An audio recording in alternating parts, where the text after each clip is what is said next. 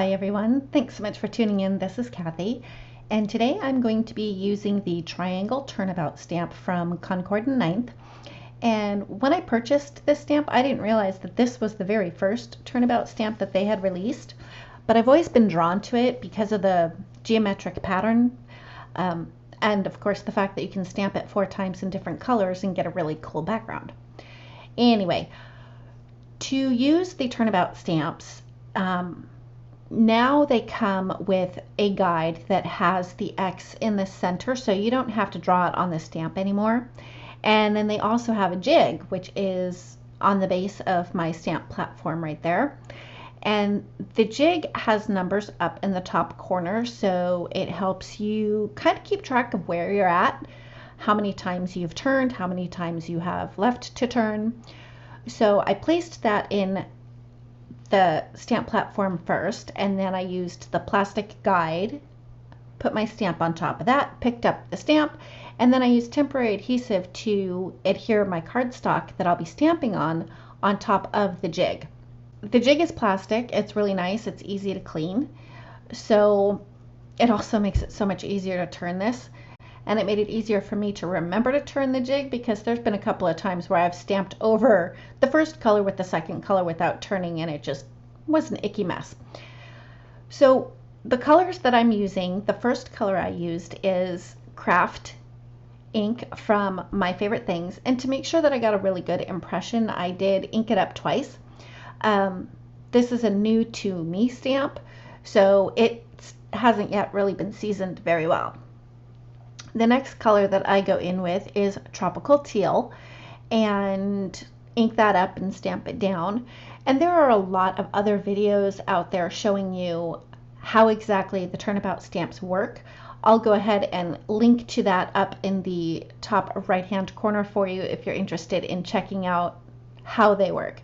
Concord 9th has quite a variety of them, and I'm really liking them for pretty quick backgrounds.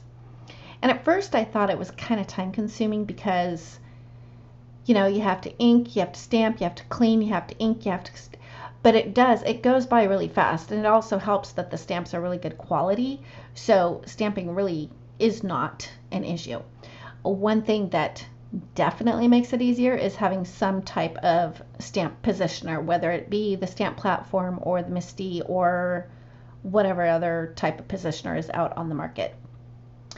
So for my third color, I used Jelly Bean Green from My Favorite Things, and the final color that I used is Milk Chocolate, also from My Favorite Things. Next up is to stamp a classic truck. I don't know, I think it's probably a Chevy, but I don't know for sure. Now, for those of you who aren't familiar with this type of stamp, this is a wood-mounted stamp that I have had for since 2005. And I'm kind of being tongue-in-cheek here, really.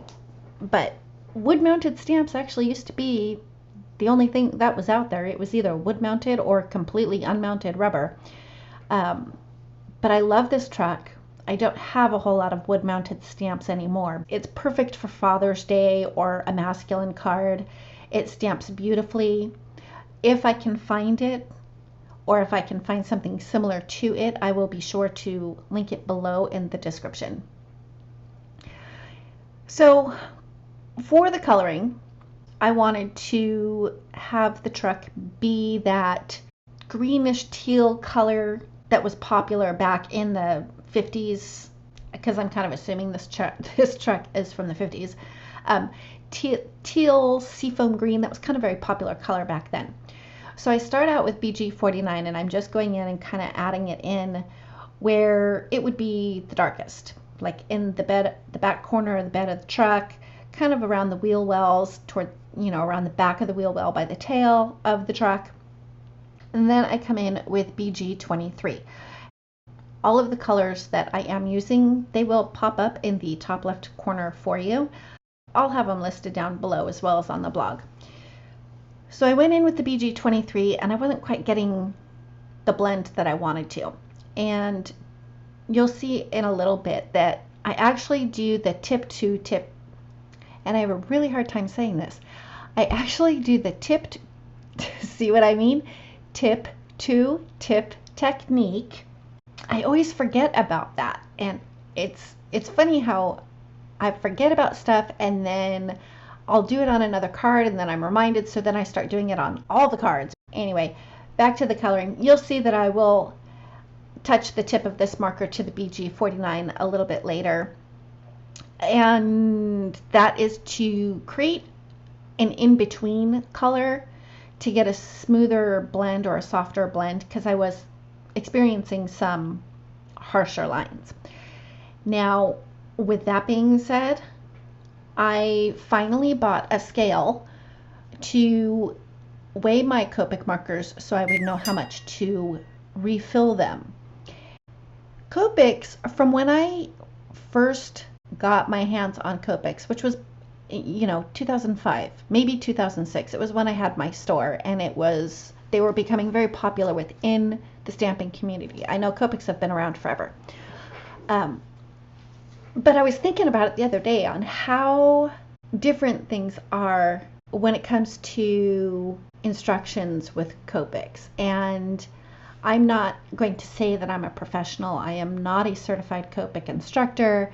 Everything that I have learned was from a class that I took here or there, a lot of YouTube videos, and the rest was trial and error.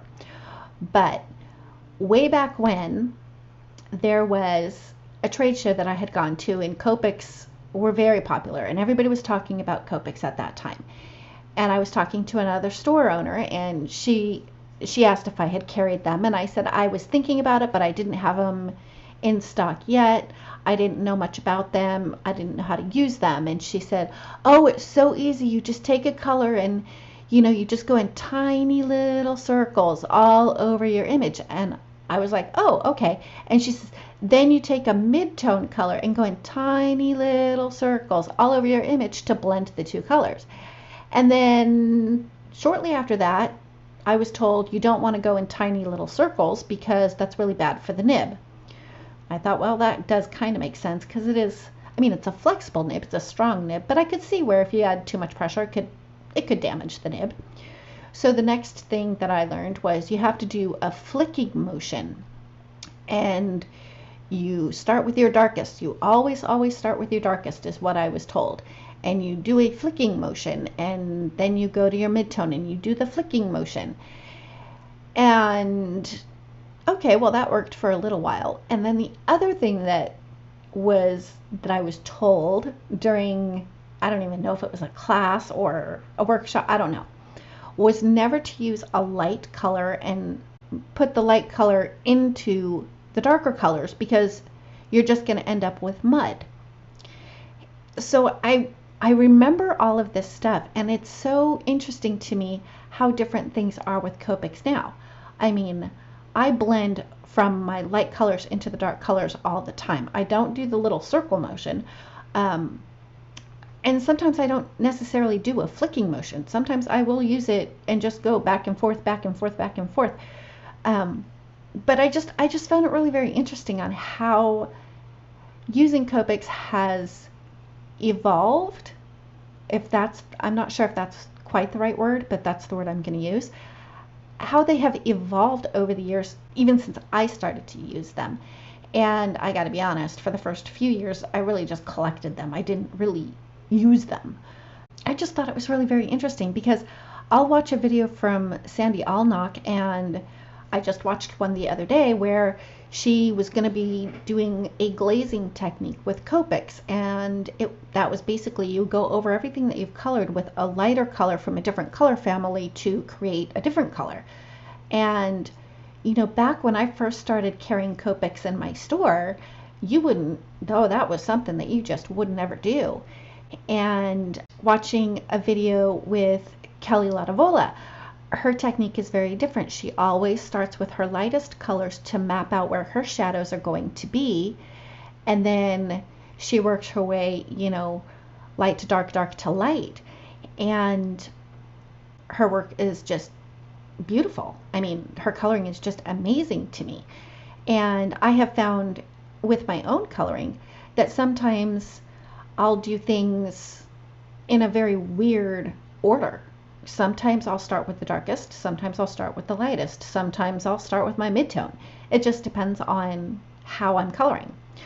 So that was kind of off on a tangent, and I'm almost done with the card now. So let's get back to the card. After I had finished coloring the truck, I ran it through my die cut machine with a die from Concord 9th. I can't remember the name of it off the top of my head, but again, it'll all be linked below. And I trimmed down the background panel, the triangle panel, a little bit because I just like to have a border around my cards. And when I put the truck on top of that, I decided that it needed to have a little bit more, it needed to have a border around it, but I didn't want to put another layer of cardstock because I didn't want to cover up too much of that background paper. So I just used the milk chocolate ink pad and a sponge and dragged the ink around the edge a little bit. Now when I trimmed down the stamped background, it wasn't quite even top to bottom, so I ended up adding just a thin strip of brown cardstock on the bottom part of that.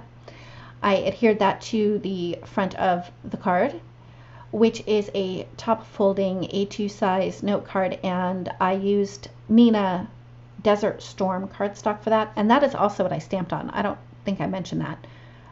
The background. And then the truck I stamped on 80-pound Neenah Solar White cardstock. Then I just added some foam tape to the back of the truck and slapped that down in the center of the card, and voila, it is all done. This card was pretty quick. It came together fairly quickly. Nice thing about those turnabout stamps.